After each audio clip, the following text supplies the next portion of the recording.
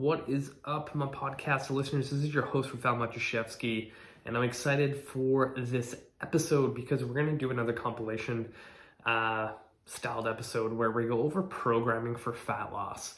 Now, I would say 99% of my clients that I train, all, no matter what they're kind of going through, they're all looking for fat loss because no matter what, even if with an injury, you're still hoping that you're going to look better, feel better.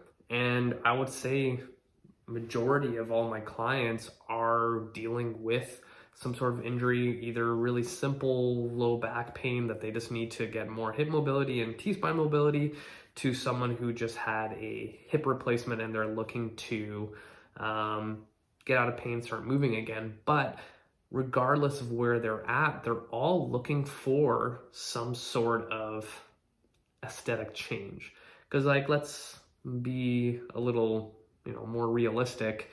No matter what your goal is, you are, subconsciously always kind of looking for that. So I wanted to bring these two episodes where I literally do a whiteboard session of like my thought process and show you exactly how I put together a program. And even in the videos, I'll mention that, on paper, on the whiteboard, it looks very, very, very simple. But when put into practice, there is the moment where you actually get through the warm-up and start implementing the sets of each exercise. You feel like you're actually working quite hard. And I wanted to bring this episode together because a lot of times people are looking for programs that look so complicated with your first set, you're doing 4 reps, really, really heavy. And then your second set, you're going to do 12. And then on your third set, you're going to do 8 because of X, Y, and Z. And you know what? Yeah, those programs work. But for most people, it doesn't matter. It doesn't matter. Do you really think that the average Joe and Jane that have a full-time job and kids, their body is going to be able to tell the difference of doing, 4 exercises in a superset, 3 sets of 8 compared to 1 set, 4 reps, the next set is 12, and whatever complicated thing that you find online? Probably not. What you need is simplicity, consistency, and patience. That's all it is. So I'm really excited to bring this episode together to kind of showcase that. And I literally write out an entire program. So if you're looking for something new, this is your chance to steal it, use it, and see how you feel. But to kind of, again, do a selfish plug for my book, and I've made a small little video on it before, probably this past week, of how the assessment kind of plays in. And I think I might do a whiteboard session where someone was injured, how I would, implement different training based on what I see in the assessment. But to do, again, the selfish plug for my book, The Ironclad Body Training System Volume 2, your program should always dictate your anatomy. Someone who's really, really tall, probably not gonna be the best for them to be back squatting. Someone that has a history of sitting at their desk for the last 20 years, probably don't need to do overhead pressing. Someone with arthritic knees, probably not the best idea to do walking lunges. It sounds silly when you say it out loud, but I've seen this time and time again in my career where people will go to the gym, do whatever their friend's doing whatever the class is doing if they're in a group kind of setting, and they will feel pain and continue doing it. And then they get surprised on why, I don't know, a couple weeks down the road, a month goes down the road, and their knee hurts. It's you need to be doing things that your body's capable of, and then work on the things that you want to be able to do, right? So I always say when I do an assessment in person or online, yeah, maybe your shoulder mobility is not there to do overhead pressing right now, but we're gonna do everything in my power to make sure that you can press overhead eventually, right? So I think that's where a lot of people kind of get lost when seeing success with weight loss and fat loss, is that they're not following a program that's actually designed for them. And we need to kind of stop ending this whole like, I'm gonna go Google fat loss workout, and it's like some random cookie cutter program. Like, pay somebody to actually program for you. Buy my book so you can actually get somewhat of a personalized program that works for you and your anatomy. So without me rambling for the next 20 minutes, I'm gonna get right into this compilation video of fat loss programming. Here we go. Today, we are actually gonna go over some programming, because the biggest thing that I've seen through Instagram, Facebook, that I get in messages and comments is kind of on the lines of exercise selection, training, and a lot of times when I get into conversations with my listeners and viewers, it's all about their programming. And a lot of times people are following stuff that has been kind of outdated, or they're going back to your typical like bodybuilding split that doesn't really necessarily give you the best outcomes when it comes to training. And you know, if you've been following my stuff for a while, I'm more so on the functional side, and I put that in air quotes, and kind of leaning towards exercises that prevent any kind of injury that may happen.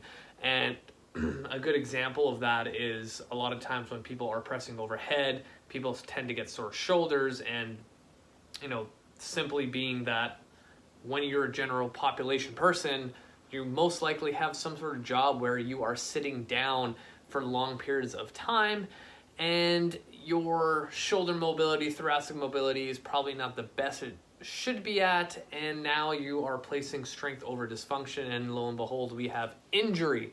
So that being said, I'm going to literally demonstrate how I program, and I'm thinking of kind of creating almost like this linear path of progression.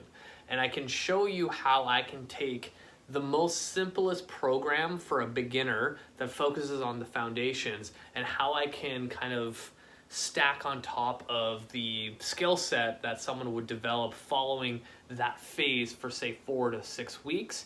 And then any person that I see, no matter where their level's at, I can scale it up or down really, really quickly.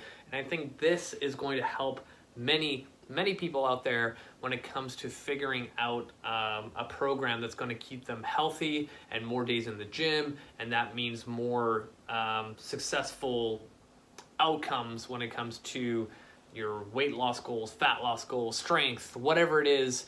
So we're going to get started. So let's assume that I have somebody brand new.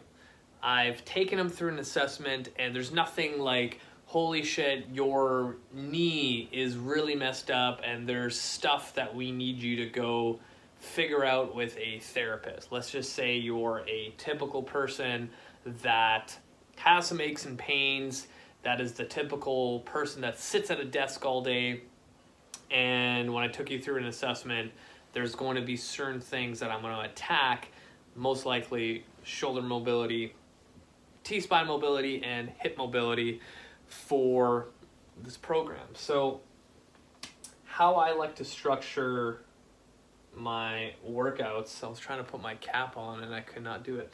I follow the same kind of, man, I really hate this ring thing here. This is terrible. The angle? Yeah, it's just like it's reflecting. Change the angle of the thing. What do you mean the angle? Like, angle the thing differently. Oh, I see what you mean. Like that.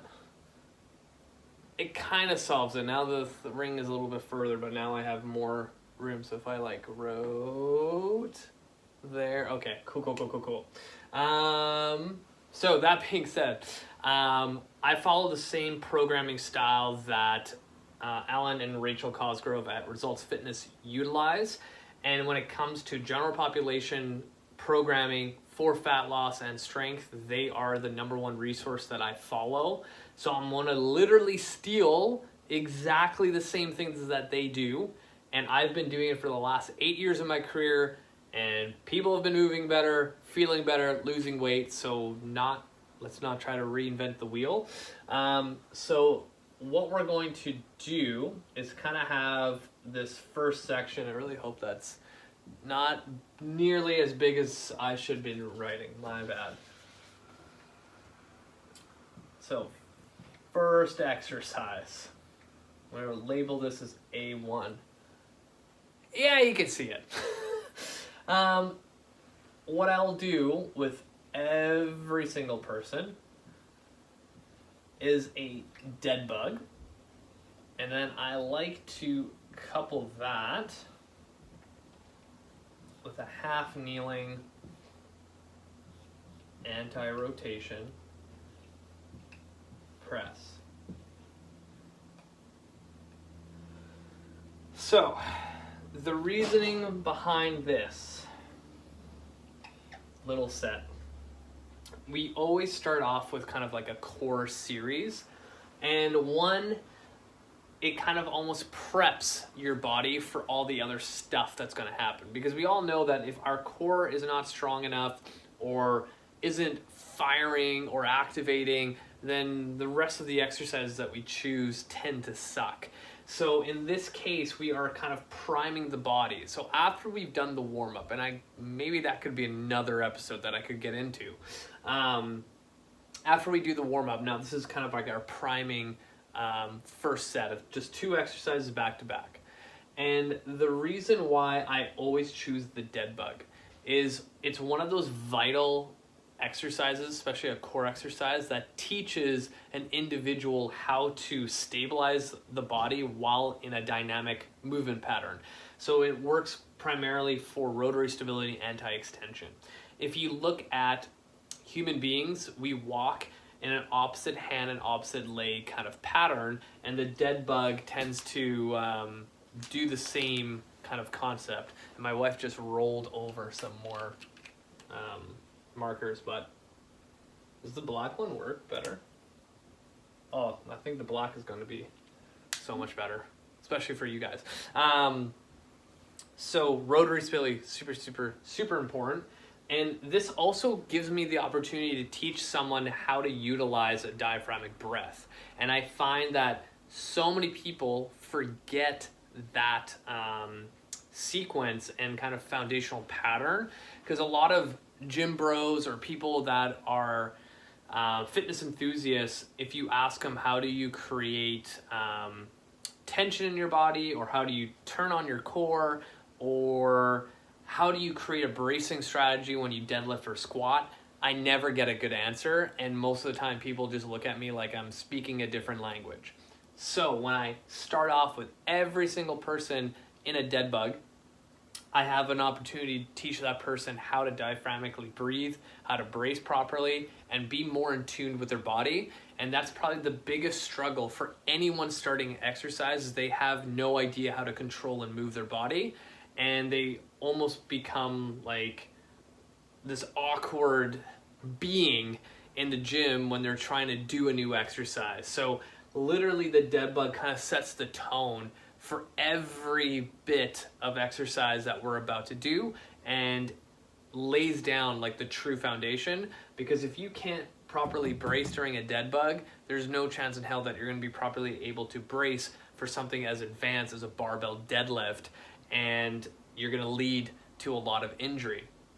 So that's why I put in the dead bug, which is so crucial. And it can be so many different variations. So say I have a brand new person, never been into a gym in their life, has never exercised, and they're starting like -0, like as low as possible. Maybe their dead bug variation will just be breathing. Maybe it's the dead bug position with just the legs at 90 degrees while they're holding their torso and breathing into their hands. Maybe it's holding their hands out with the legs up in the dead bug position, and they're just dropping their heel one at a time, because maybe extending the full leg and full arm actually hurts the lower back, and they just don't have the prerequisites to actually hold that threshold for intra-abdominal pressure. So the dead bug is kind of, again, almost that scaling idea where it might be just breathing or it might be the full dead bug. So it really depends on the person. From there, I like to couple that with something called a half kneeling anti-rotation press or pow-off press, whatever you want to say. The reason behind that, so this is a anti-rotation core exercise. And the reason why I like doing it in a half kneel, and I've said this in blogs, I've said this in previous episodes, but anytime you're in a half kneel, you are teaching your body how to stabilize through its hip complex in conjunction with their so-called core. And if I can get an exercise where it kind of kills two birds with one stone, like, why not? And a lot of times too, it's kind of a precursor to any kind of lunge movement. So when you're in a half kneel, it literally resembles you in a lunge position at the bottom. And many times when I get someone brand new, a bodyweight split squat or lunge can smoke them. So another way to increase their leg strength is being in that half kneel position, and how to set up for this. And I have tutorials on my YouTube page, so look up anything half kneel tutorial. It will showcase why it's so important. But the cliff notes is when you drive that first leg closer to your midline, now you're challenging your body to stabilize. Again, you're feeding information to your nervous system on how to stabilize, activate the core, create tension, bracing strategy, everything. So we're taking this whole core section here in our program to, one, teach our body how it needs to stabilize for more dynamic movements that we're going to cover later in this workout. So now you can see that there's two different body positions, you lying in a supine position and then you in an upright half kneeling position. And again, if you go into the kind of the developmental stages of a baby to toddler walking, like, you're literally resetting your nervous system how to get into a gait cycle when you're in a half kneel position. But that's a whole nother episode that I could get into and I can talk a lot about. So let's move on. Typically here, I will do, 2 to, this marker is kind of not the greatest. 2 to 3 sets. Hopefully you can see that. That's like just terrible. Don't worry about it. It says 2 to 3 sets. Again, you can go 8 to 10 reps or so. My dog Misty is kind of grumpy. I think I'm talking too loud. She's right in front of us. So next section, this is what I consider to kind of like the meat and potatoes of the workout. Oh yeah, it looks a lot clearer. I always teach people as a foundational pattern. I was about to put down binge for some reason. Hip hinge, not hip binge. Thinking about food, that's why. Alright, so hip hinge and something called Trx Rows.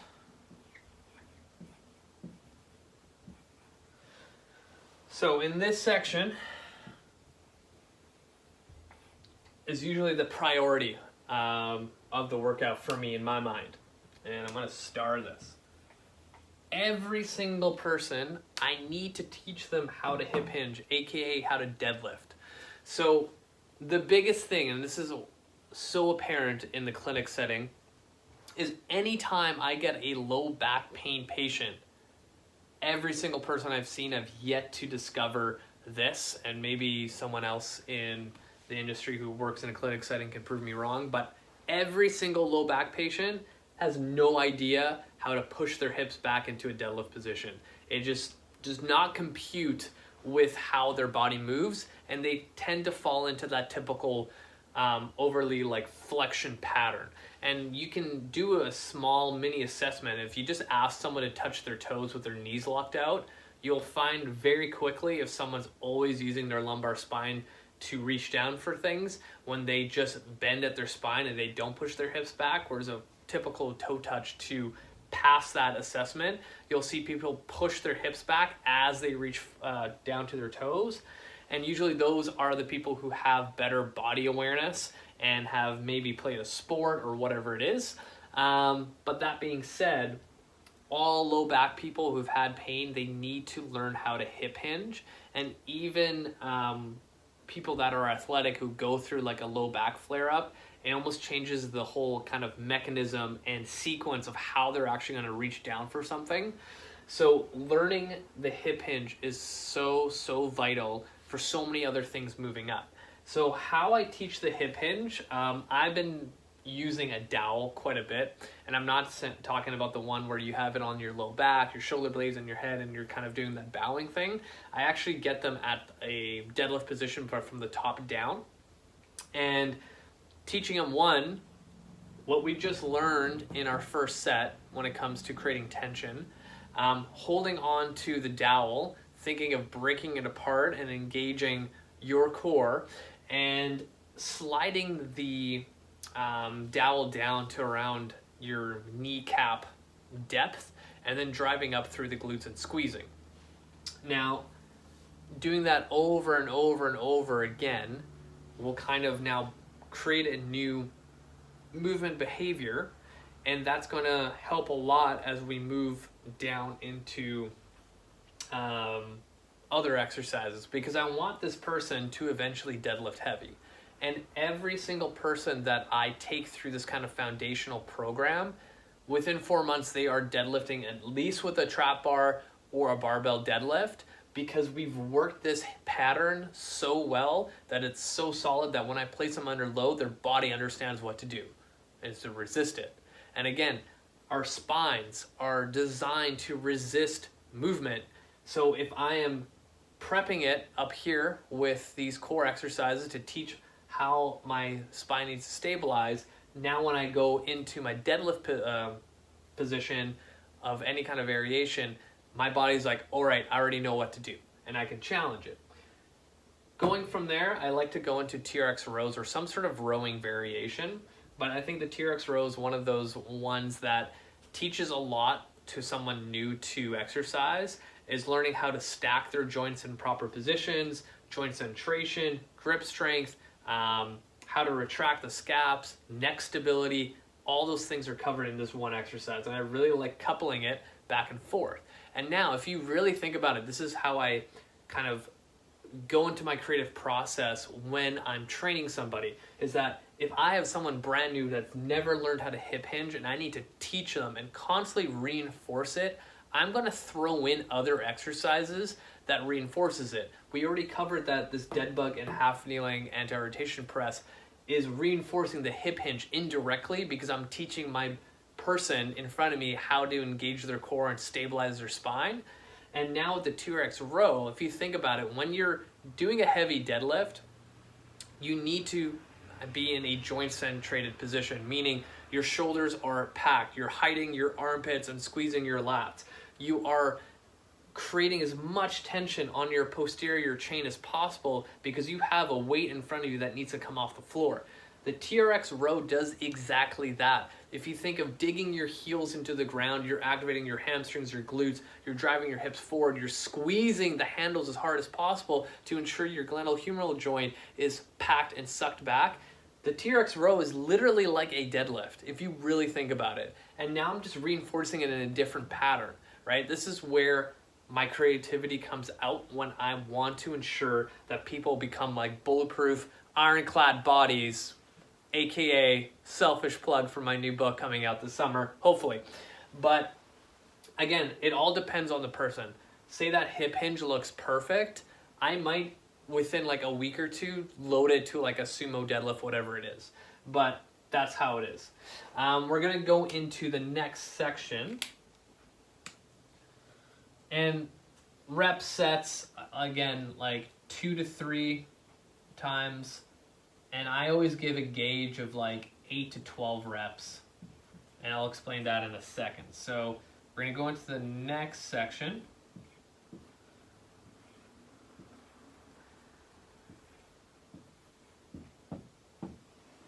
So the first exercise is a single arm dumbbell, if I can spell properly. Floor press. And then split squats.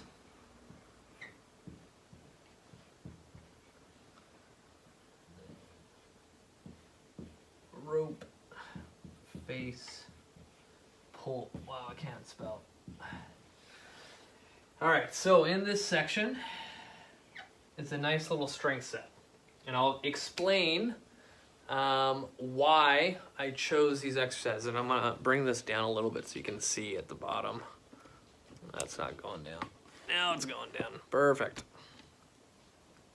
And I can't write straight, obviously, either.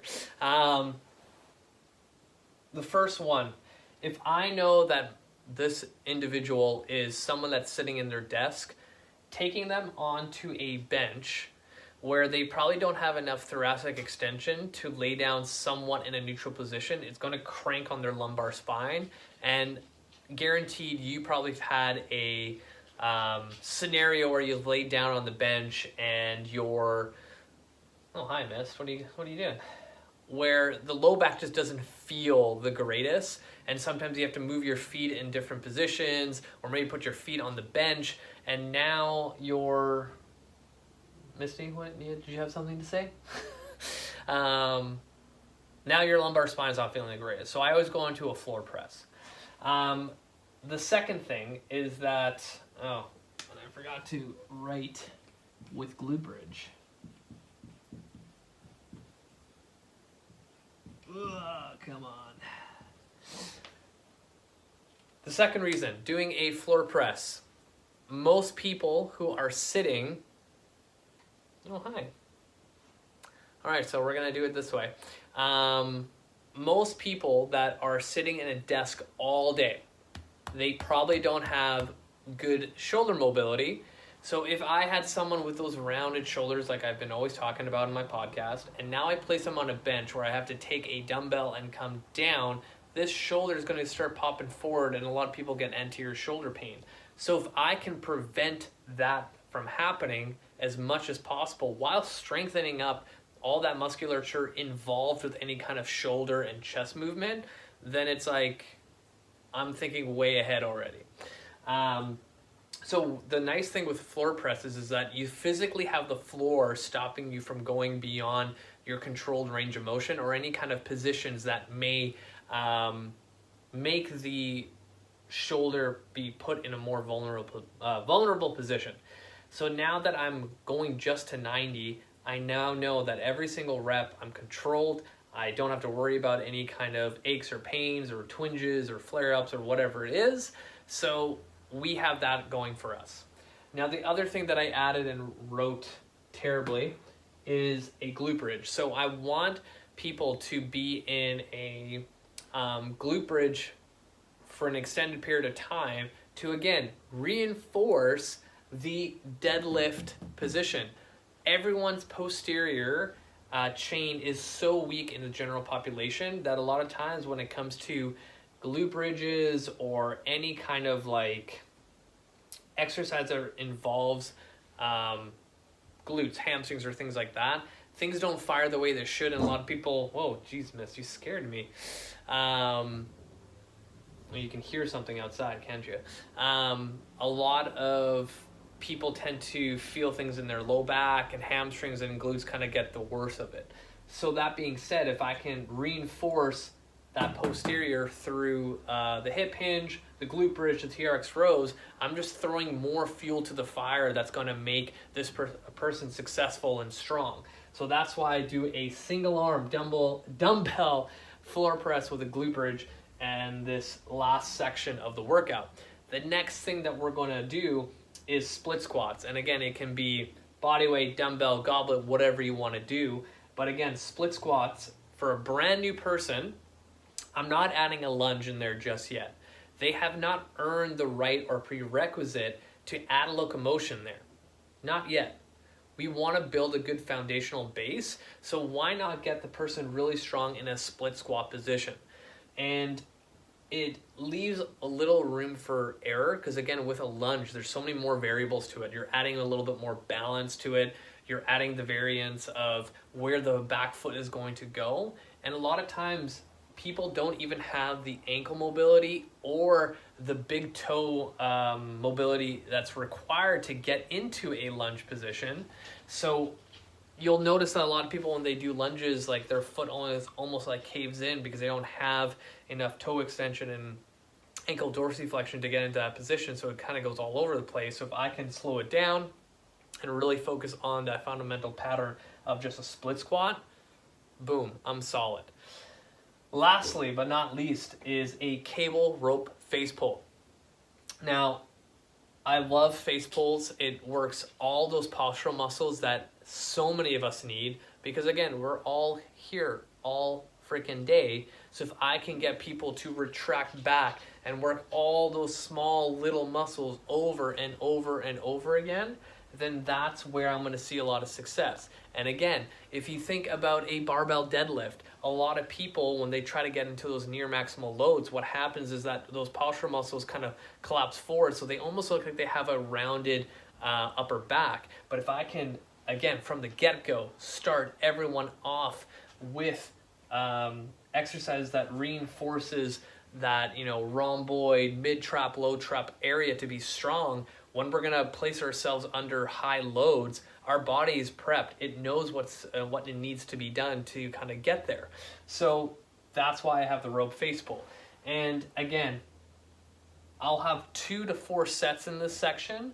And again, I do 8 to 12 reps. And the reason why, you will read so many different programming books where they have like really specific rep ranges and things like that. But for the general population, I personally think it does not matter that if you are doing 6 reps, you're not just training for like brute strength and power, compared to like 8 to 12 reps where it's just purely hypertrophy, or 12 to 15 reps is freaking endurance. When it comes to someone who's brand new to exercise, or someone that's been training only for a couple of years, their training age is so young that their body's not gonna know the difference between those rep ranges. If you have someone who's been training for like 10 years consistently nonstop, hell yes, rep ranges like will matter. But in this case, when we're just working with the general population that wants to move, feel better, lose weight, and gain a little bit of muscle, whatever rep range you fucking throw on the board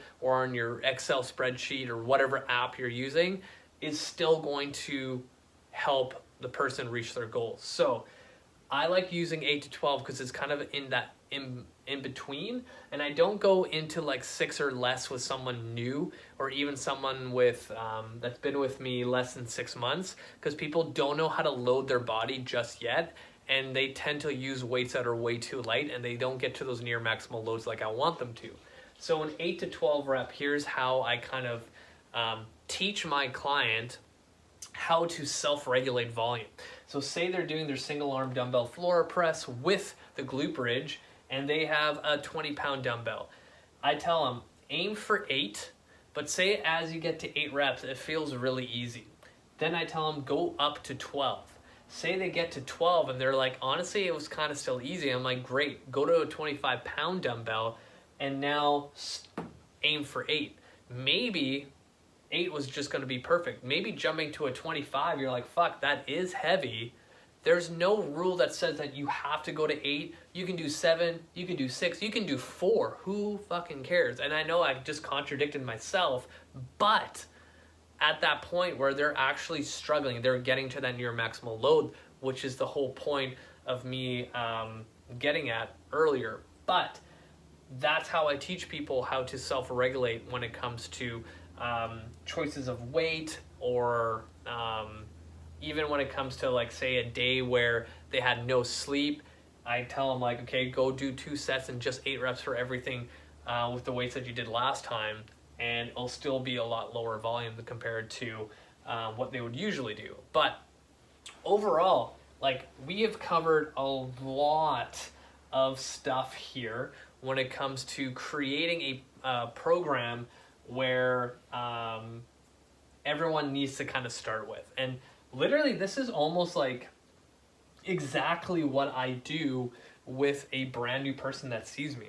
And I've been doing similarly this exact layout for the last 6-7 years, and people have been getting strong, they're moving better, feeling better, and things like that. And then we progress them along these lines of exercise I've chosen. And I did not think this was going to take this long, so I think I'm going to do a part 2 of it, because I did promise to show you how to scale it up for someone who is a little bit more advanced, or say someone did this for 4 to 6 weeks and they're ready to progress. So, and we are going to pick up off where we left off, where I saved our program that I would literally give to any client that walks through the door, and we kind of did a baseline on what I would give to someone who didn't really have any kind of major issues or any kind of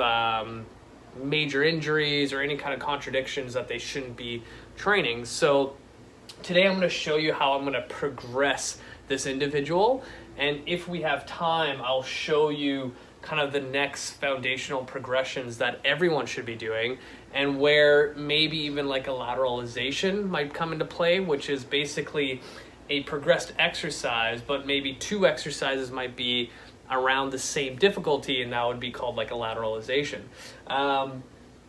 So let's kind of go over what we did last time. So we broke up into 3 different sets. And I know my ring light thing like looks like a fucking flying donut right now on the board, but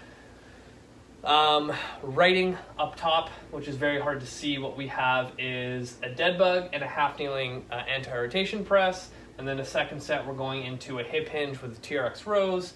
And then the last set, we're going into a single arm dumbbell floor press with a glute bridge. And then we have split squats, and then we have the cable rope face pull. Now I'm going to show you now, while writing over there, what we are going to progress this individual to. And the nice thing is that my ring light is not on the side that we're going to be, what am I doing? On the side that we're going to be throwing in the exercises, and hopefully my board doesn't fall over and be super embarrassing. So how I'm going to progress the dead bug, I want to add some sort of like external load to it. So where I usually go to, one, piggyback off of the the pattern, I want to add a little bit more tension to it, a little bit more stability to it, whatever word you want to use. And simply what I'm going to do is a band resisted dead bug. So how I do this, I will take a standard super band or assisted pull-up band, whatever you want to call it, and loop it around like a squat rack, cable machine, pillar, whatever it is, and have the individual almost like in a pull-over position where they're, one, getting a little bit of serratus anterior activity, a little bit of core engagement, and constant tension to learn again. Once again, remember, when we looked at all of these, they kind of paint the bigger picture of what we need to work on, and a lot of them repeat the same concept. So if I want this individual to learn how to deadlift properly, my dead bug is my first kind of line of defense of teaching them intra-abdominal pressure. Now I need to enhance that, kind of magnify it at a larger scale, because when we get into heavier loads, if I haven't taught the person how to create that tension that's going to help protect their spine, then I'm kind of fucked. So if I have a band-resisted dead bug where I have constant tension in it, and I'm still kind of piggybacking off the previous exercise. So again, all of this would be done for 4 weeks, and maybe I'll write that up top here. 4 weeks. And that's how I kind of program, is each phase is 4 weeks. That was a terrible line, by the way. And I want to piggyback off those exercises that I've already started with. And in that case, it's just a small little change. So now I'm not teaching that person a brand new movement and kind of start from square one. In this case, it's like you already have the foundational movement. Now let's add a little bit more to it, a little bit more complexity to it, right? It's just like you learning your ABCs, and now let's put, 3 letters together to make a word. So now moving on to the half kneel anti-rotation press, what I like to do in this situation is, again, stay in a half kneeling position and do a cable lift. So if you are familiar with Gray Cook and the FMS model, the biggest thing that they kind of prescribe is chops and lifts. And a lift is simply getting into the half kneel position. I can either just take the cable handle or the rope attachment and go from my hip chest to a 45. And now I'm still working my hip stability, core stability, but now going on more so a, diagonal pattern where we're gonna slowly start transitioning to more rotational stuff, which is going to come up later in our programming. So now I basically took the first 2 exercises, learned the foundational patterns of both of them, and now just added a little bit more to it, right? I've built the foundation on the patterns, and now let's challenge them. And same kind of rule applies. Let's do 2 to 3 sets, 8 to 10 each. Like, it doesn't have to be rocket science. And then we're gonna move into this next set. So if you can't see it from home, we have the Hip Hinge and Trx Rows. So what I like to do here is now get into a dumbbell sumo deadlift. And let me tell you why. So if I had somebody brand new to exercise, or a low back patient, or someone who has no idea what the difference between a squat and deadlift is, I am going to take the 4 weeks that we spent learning how to literally push your hips back and learn that I am not squatting, I'm going to be hinging, I'm using my hips, to now loading that pattern. And the big thing too is, like, you don't have to do it in the sumo stance. I just prefer to, because I find that people pick that hinge pattern a little bit easier than going into conventional deadlift, where I just place the dumbbell between the feet and their toes are straight, their feet are like shoulder width apart, hip width apart, whatever it is, and they kind of almost fall into almost like a Romanian deadlift pattern. But I just find that the sumo stance makes it a lot easier for them to find that hinge. They feel it a little bit more. And most people that are training nowadays, especially now that we're sitting at home all day on Zoom calls, those hip flexors and just hip muscles in general are super, super, super tight. So getting into a traditional deadlift position is going to kind of not get you the result you want. And I find a lot of people end up extending not through their hips when they come up through the deadlift, they kind of extend through their lumbar spine, which we don't want. So that's why I kind of go with the sumo deadlift instead. What I also do, depending on the person, it doesn't have to be from the floor. If someone had some real mobility restrictions, that's when we can place like a yoga block underneath the dumbbell. And to kind of visualize a little bit more, I would have the dumbbell upright. And if you think of traditional dumbbells, they're pretty lengthy this way. So now I don't traditionally need to always elevate the deadlift. And that's a whole nother episode I can get into, if you should be deadlifting off the floor or not. But in this case, the dumbbell, sumo, deadlift tends to work really, really well. If you have a lot of mobility restrictions, that's when I would elevate it. And then with the Trx Rows, I honestly keep it the same. And the reason behind that is usually when someone starts off, they're kind of at like a 45-degree angle, and they're not going that low because they're still learning how to do the movement and kind of figure out how I'm supposed to pull my body up towards the handles and back down.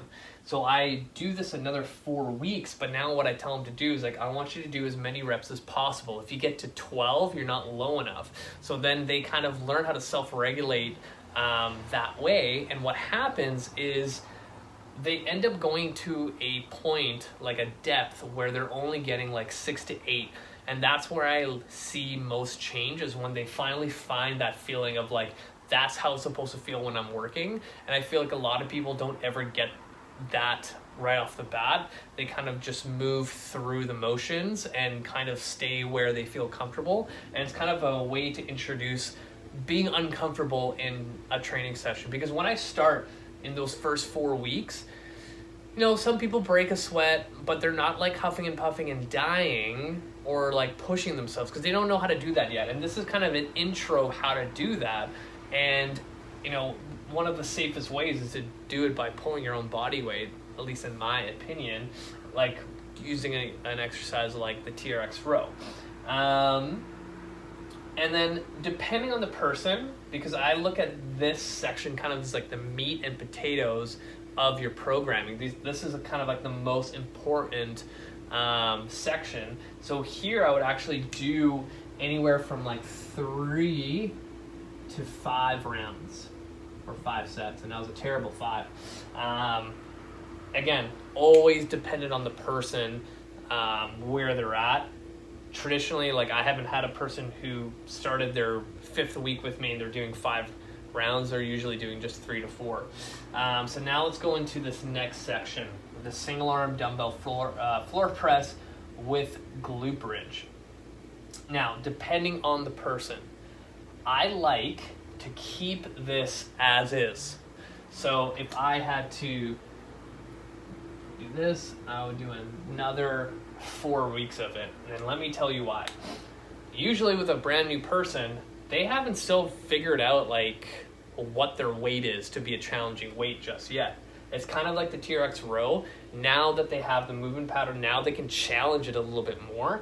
Because with the single arm dumbbell floor press, when I get someone new, say it's a female, like they are kind of in the range of like using a 10-pound dumbbell to a 20-pound dumbbell. And if I have a dude, they're anywhere from like 30 to 40 pounds, and they still haven't like reached that like maybe 70 to 80% of what they can actually do.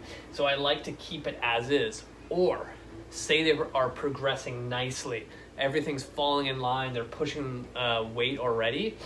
This is where I'll go into a single leg glute bridge to make it a little bit more challenging. But if not, it's fine to just keep it the same and just go up in weight a little bit more. Now, from split squats, where I like to go to is reverse lunges.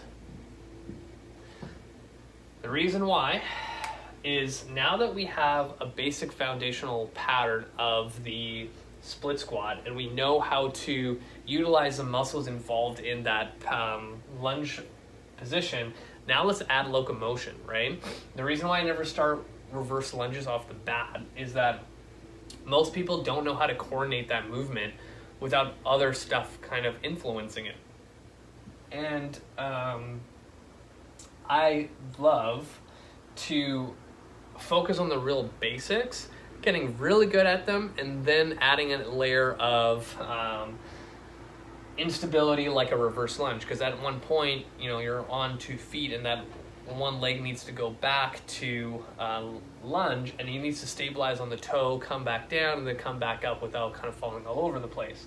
And I can't remember if I said anything about how I would load it. So again, with split squats, say it's a brand new person, never set foot in the gym, we could be just doing body weight.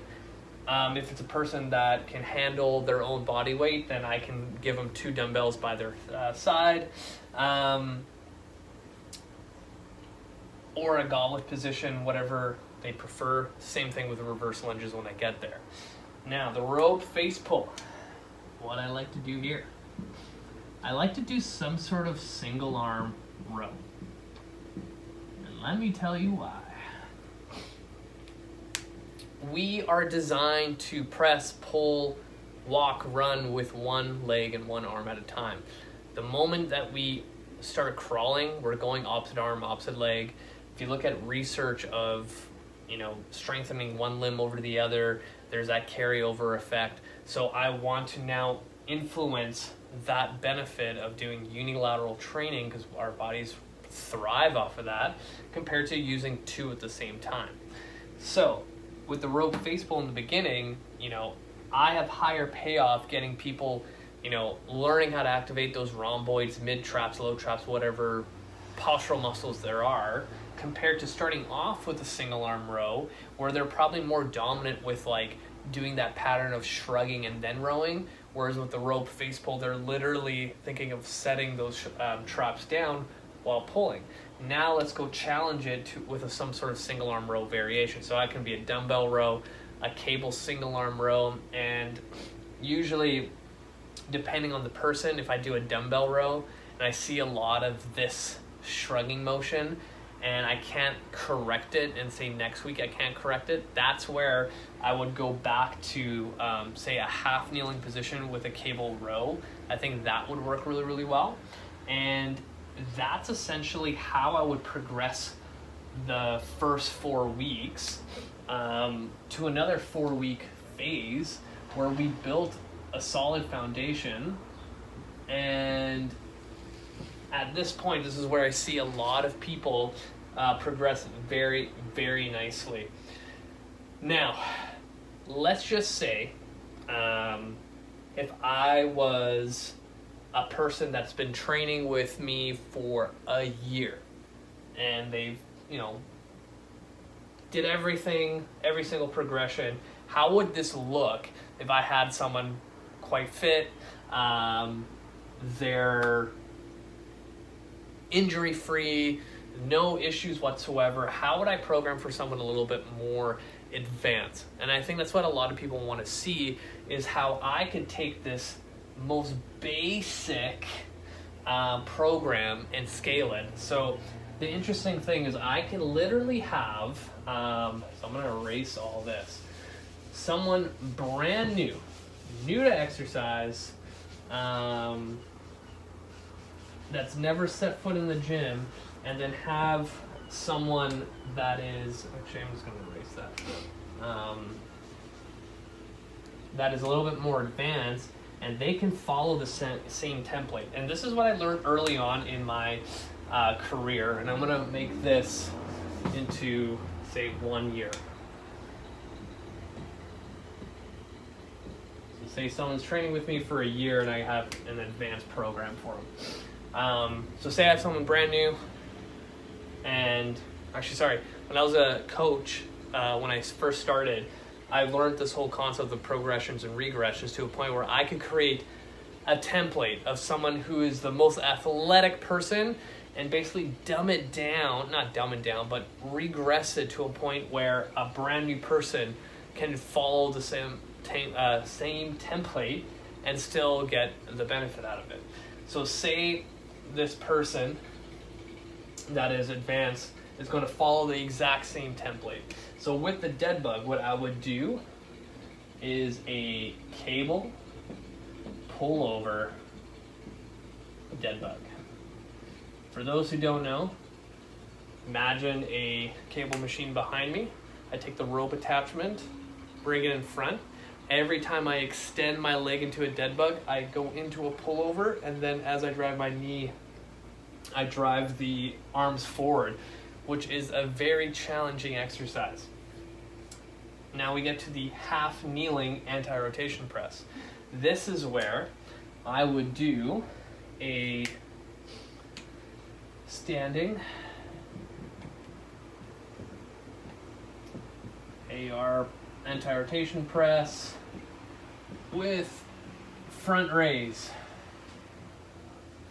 So now I go from a half kneeling position to a standing position, because by that time I have the necessary prerequisites to get there, and I'm adding a front raise. So if you think of a pal-off press, and now I'm bringing it up, I have a lot more of this stuff activating in order for me not to collapse over. So I'm not only focusing on fighting rotation, as I'm getting up to here, I'm also fighting anti-lateral flexion, which makes it a two punch really quick to the face if you don't stabilize. So now I took a really simple concept and made it very difficult for someone to get challenged. Now let's go into our next section where, how are we on time? We're good. The hip hinge. Nice and simple. Let's go barbell deadlift, right? Very simple. Trx rows. Let's go an eccentric Trx inverted row. Sorry for all the abbreviations. So the barbell deadlift, I can do like say 3 to 5 reps. The eccentric Trx inverted row. Having your heels say on a 18-inch box or a bench, and then having the tempo of the exercise where I'm pulling nice and quick up to the top, and I'm slowly lowering myself for like 4 Mississippis all the way to full extension, and then again drive up. And again, I would do as many reps as possible. Those two together are going to light people up pretty quickly. And then that's a whole nother thing that we didn't even get into, is that when I have a brand new person going through here, we don't really rest, because there's not enough stuff taxing enough to make you feel like, oh shit, I need to take a breather. It's very like, I'm gonna go back to back all the way through and finish the hour. Whereas by the time I get here, you're gonna wanna take at least 30 seconds between, and especially here if you're loading the deadlift enough and doing max reps on the Trx inverted row, you're gonna wanna take at least 2 minutes. And that's where we're actually challenging our body. And that's kind of similar to that example I had earlier about, you know, my next phase, taking just a typical Trx row and getting the person to do as many reps as possible to feel how it is to be working at a rate where you're actually pushing yourself a little bit. So this whole phase is actually pushing that person to, you know, not failure, but near failure. Now, let's look at the single arm dumbbell floor press. A simple thing that I can do here is a single arm bench press, but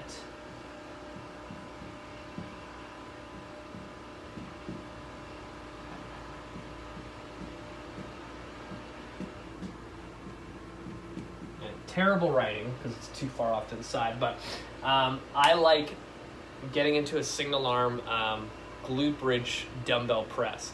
So imagine having the bench like traditionally behind you and lying on your back, but having only your shoulders on top. So similar to if you were doing a hip thrust, but you're on the edge of the bench where just your head is, and you're driving your hips up and back down like a hip thrust, but you're going to stay up there the entire time, and then doing a dumbbell single arm press where you have to fight your body weight and the weight of the dumbbell falling off to the side. So you're challenging not only your glutes, but your whole freaking system.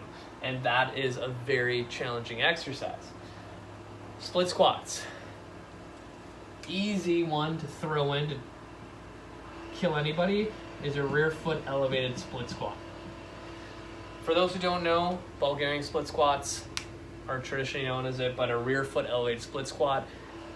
Again, not a complicated exercise like you being on a fucking Bosu ball and like lights being turned off and on while someone throws firecrackers at you. But you can load it quite easily to make it challenging.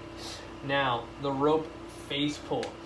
This is where I would maybe do a cable side plank row. Sorry for the terrible writing, but side plank, cable machine in front, doing a single arm row. So I'm getting that rowing pattern. I'm also throwing an extra exercise in there as a side plank to have a more well-rounded workout that targets the full body and hits every single thing that we need to progress and challenge as we get stronger. So I literally took the most simplest program and followed the same template for someone who's advanced. These two people would not know that doing that workout at the same time, but in my head and in my mind, I'm like, they're doing the same program, right? And this is the beauty of programming for people, and makes it so much easier for any new coach out there trying to create programs for their clients. And rather than sitting there like, okay, I need to come up with something new, I need to think of this, this, and this, rather than having just a template and just copying it, and then, okay, my person can't press overhead, I'm going to take this out instead. My person has a bad big right toe, I'm going to take out split squats and give them rear foot elevated split squats because it's going to be flat on the bench. Like things like that. It's very plug and play, and it saves you quite a bit of headache down the road. And this is where, I find that people see the best results. And like I said in my first video, I stole my programming from Results Fitness because they are one of the best gyms in the world when it comes to training general population. And I followed this for like the last 8 years of my career. I've not seen anyone get injured. I've not seen anyone, say like the program was too easy. I've not heard any kind of complaints. People are just like, wow, like it looks really simple on paper, and like literally if you look at it, this is like, you're like, oh, this doesn't look hard. But when you put into practice, knowing what the person needs, then they're gonna feel it in the hour, right? So again, if you're watching this at home and you do this program, maybe it's not gonna feel challenging to you. But if I took you through an assessment and then had to take this template, I could easily, change it a little bit to make it more specific to you. This is just a general example. I know a couple questions I'm going to get really soon is, why do you do 2 exercises here, 2 here, and 3 here? Why can't you do it any different? You can. You can do 1 exercise in the beginning if you want, and then rest and then do it again. You can do fucking 5 exercises in the second section and just do 2 at the end. It doesn't matter, right? But I categorize this in the beginning to make it simple. Sometimes with my more experienced clients, I will do 3 exercises of 3 sets, but maybe do some sort of conditioning where the 3 exercises at top are, a goblet squat, a Trx row, and push-ups, and they do 3 reps of each one for 5 minutes straight and see how many rounds you can get in. Rest for 3 minutes, repeat it 1 more time, and then move on to the next one, right? There's so many different ways of how to program, and there's no like right or wrong. But what I will say is the moment you learn the rules of programming, and there's so many good books out there and resources online of like where programming started, how it benefits, and it literally, there's so much research on it. Follow that path first, and then that's when you can start breaking rules of anything else that you've learned. But that's essentially how I do it. That's where I see the most success. I see people, having more days in the gym, less, days where they're just like, oh, I need to take a few days off because I've been really, really sore, or my leg hurts, or some weird stuff like that. But hopefully that was helpful. So had a couple questions over Instagram about my last couple episodes going into like programming for fat loss, and people wanted to see like how would I create like an actual program. So in my last 2 videos, I kind of went over how, what exercises I would do for someone that was brand new, and then how I would eventually progress it. And then somebody was asking like, how would that actually look like if I had like, this month workout A, B, and C, and how I would structure everything. So I'm literally gonna lay out like a 1 month worth of programming here if someone was training 3 days a week, and I will showcase what exercises are put where, why I emphasize X, Y, and Z, and things like that. And feel free to literally use this in your workouts and, you know, steal it and see how you feel. So I'm gonna create somewhat of an intermediate program here, and this would be for someone who has no pain, no issues whatsoever with overhead mobility or stuff like that. Just say this person is ready to go, and regardless, maybe they've had some injuries in the past and they're just trying to, you know, bulletproof their body, become more of an ironclad body, aka my new book is going to be coming out pretty soon. So we're going to get started, and similar to my other videos, we're going to start with 2 exercises at the top being our core section to get things ready. So over at workout A, we are going to do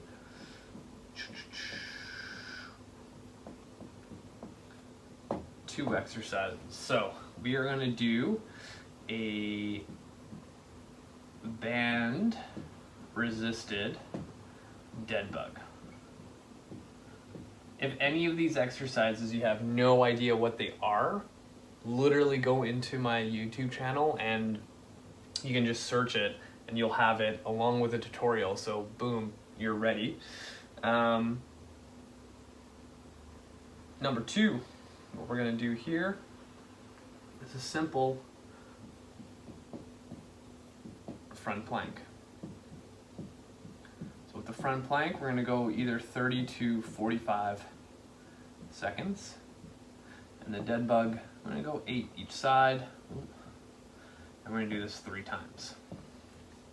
And what we're gonna do is, rather than going through all workout A, I'm gonna do workout B and C, the first section, to make sure, one, this is where a lot of people get their training terrible, is they don't look at, am I overloading a certain movement pathway or plane of motion? Am I overloading my legs in a certain way? And we're gonna look at that, how to create a balanced program so you don't overdo like your chest or your glutes or things like that, because that can throw into some sort of imbalances or asymmetries. I don't like using that word, but you'll have something more developed than something else, and that'll lead to issues down the road. So which I'm going to kind of go on a tangent a little sidetracked here.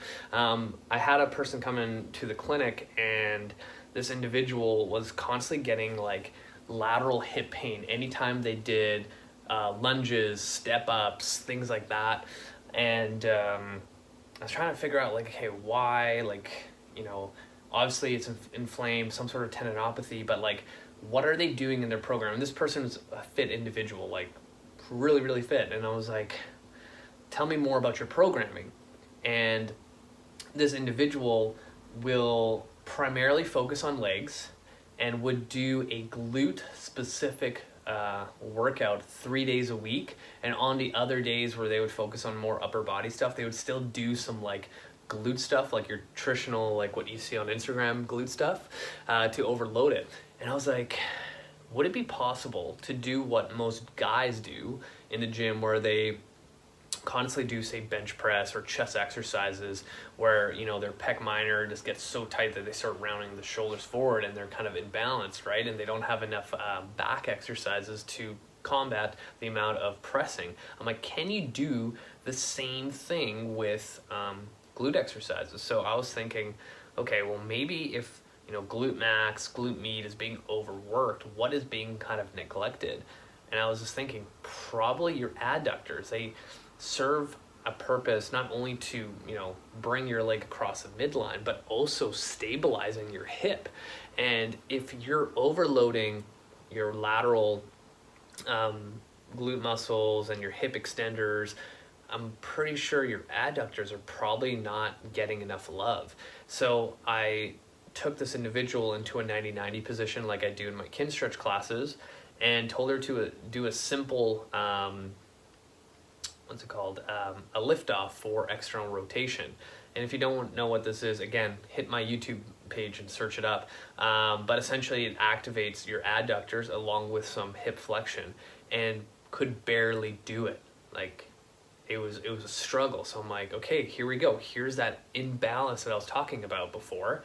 And when we got this patient to focus on more adductor specific work, that lateral hip pain kind of went away. So, you know, this can happen anywhere. If you're loading one area of your body more and more and more and more, eventually it can get into overuse. It can serve a different purpose eventually, and just cause more harm than good. So it's really, really important that when you are following a program, or you know, you start exercising, you're doing classes, whatever it is, and you're really consistent, is to see if you are overworking something. Because most classes, they're like, I'm gonna hit the legs hard and your core hard, and kind of forget everything about everything else, and then you're kind of left with overuse injuries. But let's go back over here to workout B. So we are on A1 and A2.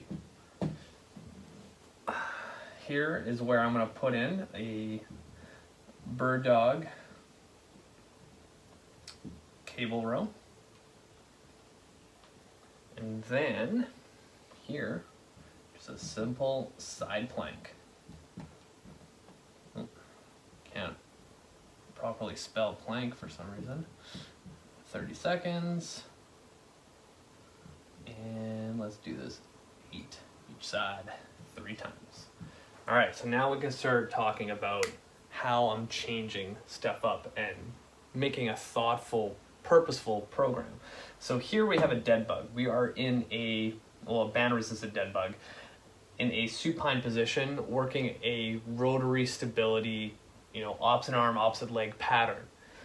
Now, if I had workout B, it would be kind of defeating the purpose to do another like dead bug like exercise, or any kind of like supine ab exercise that you can think of. So it's like, why not do kind of a complement to it? So a bird dog, which is literally an upside down dead bug, but focusing on a little bit more shoulder stability and low back stability, and then challenging it a little bit more with the single arm cable row, adds a little bit more of a dynamic. But now I'm kind of complementing these two movement patterns that are very similar, but just now in a prone position compared to a supine position.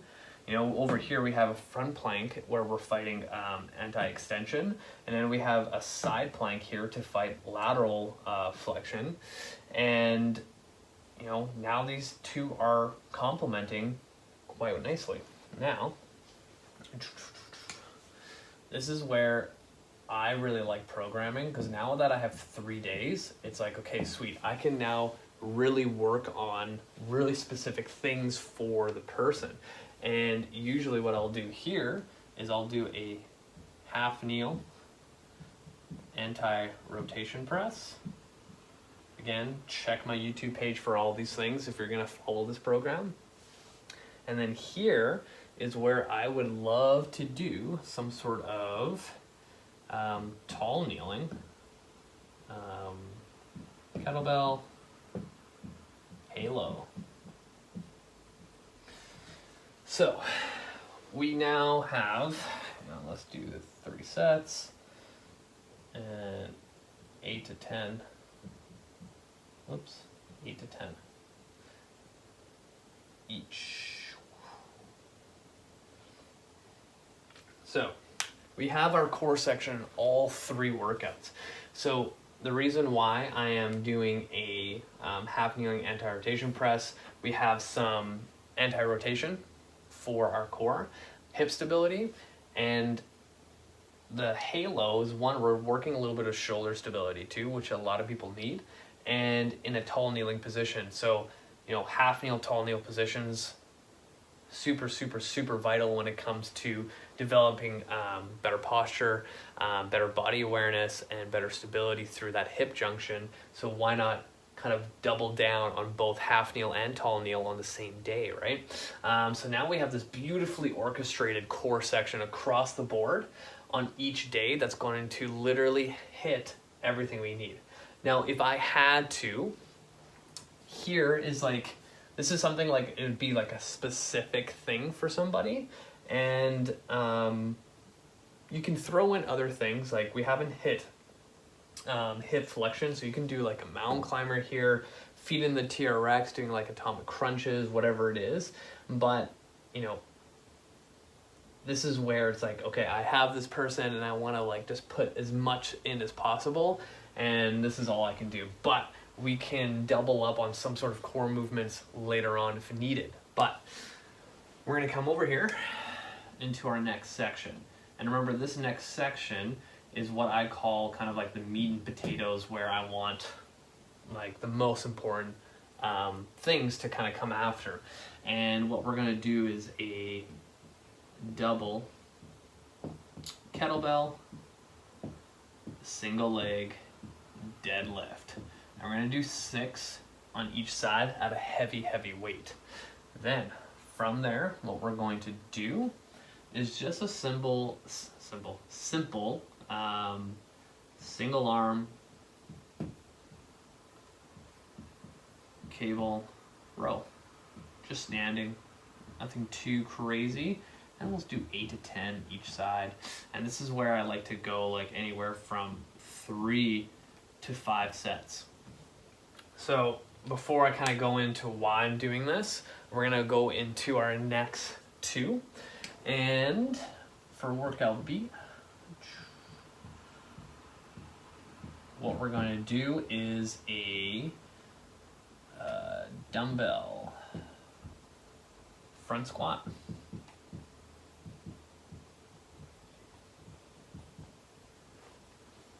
And again, we're going to go 6 reps to make it heavy. And then here, we're going to go TRX Inverted Row. We're going to do AMRAP. As many reps as possible. Again, 3 to 5 rounds. And then way over here,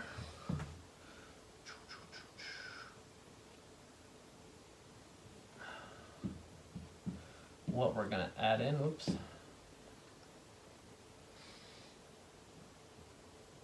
Goblet, Landmine, reverse lunge, and then here, chin-ups. And again, 3 to 5 times. Here we're going to do 6, here, AMRAP. Sorry for all the writing. Okay, let's now go over why I chose all these exercises. So, the single leg deadlift, again, you know that I love single leg deadlifts, but hip dominant exercise in a unilateral stance. Dumbbell front squat, so we're gonna have 2 dumbbells up top here. Knee dominant bilateral exercise, and then goblet, landmine, reverse lunge. Actually, sorry, I didn't want this to be, I have mine, okay, here, not a goblet, because we already loaded that pattern. See, this is why you gotta look at this kind of stuff. Just an offset. Offset, landmine, reverse lunge. So now we have a, again, sorry, I'm blanking, a unilateral knee dominant exercise, not knee dominant, hip dominant exercise, because I consider reverse lunge a hip dominant because you're kind of driving your hips back. So in my experience for general population,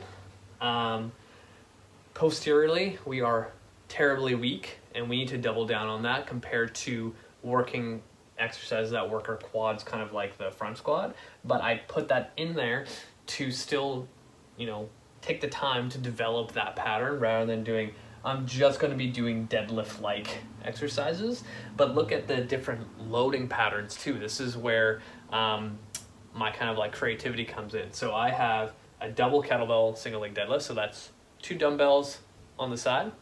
I have now a front squat where I have 2 dumbbells up front, and now I have an offset load with a landmine where I'm holding the barbell at the bottom and then reverse lunging to the same side. So I have different loading patterns now for my leg exercises up top, which again, people don't pay attention to. So imagine, you know, the average person is like, I'm going to barbell deadlift, barbell deadlift, barbell deadlift on each day, or barbell deadlift, bench press, and back squat. It's like, okay, yes, the bars are in different places for different exercises, but you're still not challenging, say, like a single arm press for instead of your bench press, a single leg deadlift with, you know, 1 giant dumbbell or something like that. Like the loading patterns need to change in order for your body not to kind of fall in the same pathways over and over and over again. So those loading patterns are why I chose them. So over here, as you can see, there's quite a bit of pulling. Again, going back to my whole posterior thing, people need more posterior strength. So I have a single arm cable row, a Trx inverted row, and chin-ups. Again, think about loading patterns. So I have a unilateral horizontal row.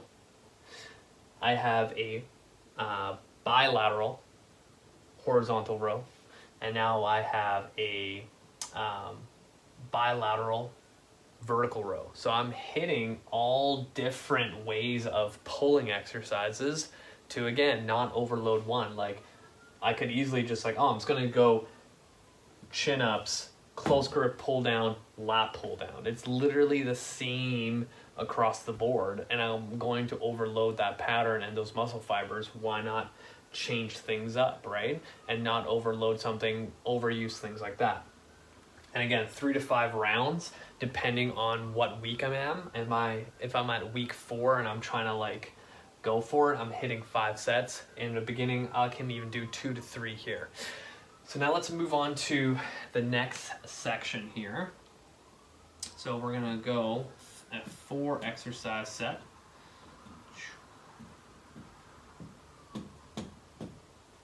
All right, so we're going to do a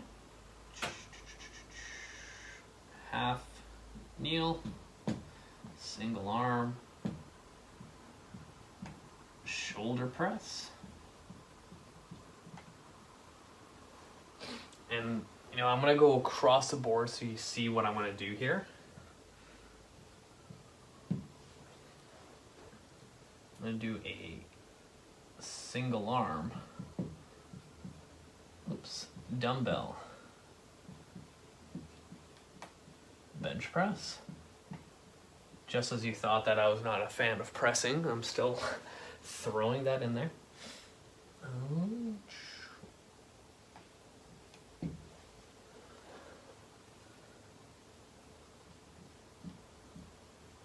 Two-handed landmine press. So we have a half kneeling single arm shoulder press. So I have a unilateral vertical press, single arm dumbbell bench press. Now I have a unilateral horizontal press, and now not C2, this should be C1. And then my last day here, I have a two-handed landmine press, which you could probably classify as a bilateral vertical press, even though it's at a 45-degree angle. Like, we're aiming for overhead. But again, look at the pattern. All presses, but all different movement pathways, planes of motion, and things like that, to not overload one of the other. And this is where stuff like this helps a lot when it comes from injury prevention. So now let's get into the next bit. Here, we're gonna go Kettlebell Bat Wings Again, if you don't know what Kettlebell Bat Wings are, check my YouTube channel.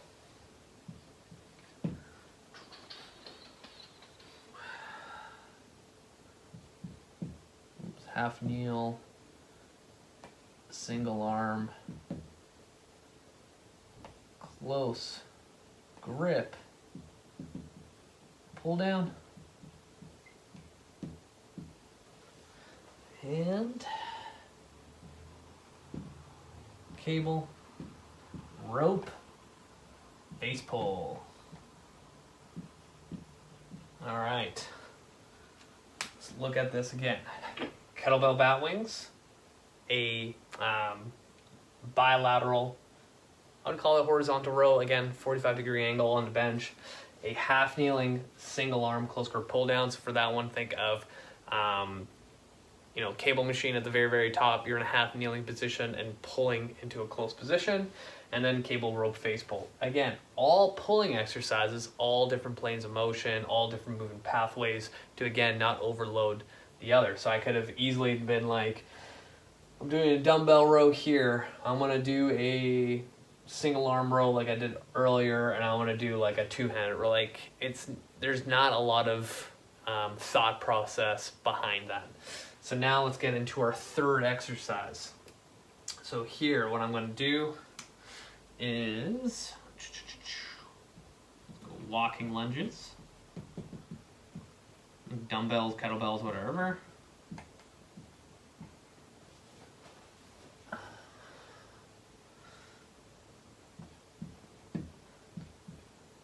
Dumbbell lateral lunges.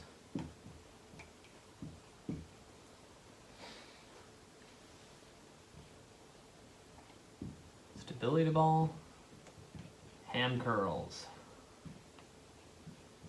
All right, again, all leg exercises, all different, all working, all things that most people miss. So walking lunges, we have a knee dominant exercise, that's single leg. We have dumbbell lateral lunges. Again, think about, if you are watching this, listening to this, when was the last time you did a lateral lunge or anything lateral for your legs? It's probably been a while. You've probably been doing the squats, deadlifts, and like reverse lunges. And then stability ball hamstring curls. Again, posterior work needs to be done, and something like that will cover those bases that we need. So again, you see this pattern, like I'm constantly working every single movement pathway I can think of, and when I write all this down, I'm constantly like, okay, have I hit everything that I need to? And this is why I love writing programs for 3 days a week, because I can usually cover all my bases if needed. So last thing here, usually the last one, again, like I covered a lot. Sometimes this is this like extra stuff that the person needs, right? So why am I skipping numbers here? All right, this is number 3. So here, I'm gonna put in band pull aparts. Here, I'm going to put in, I already know what I want to put in here. I'm skipping.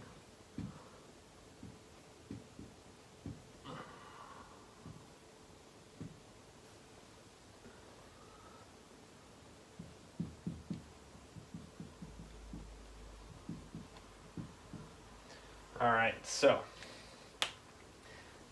band pull aparts, kettlebell armbar, stability ball saw.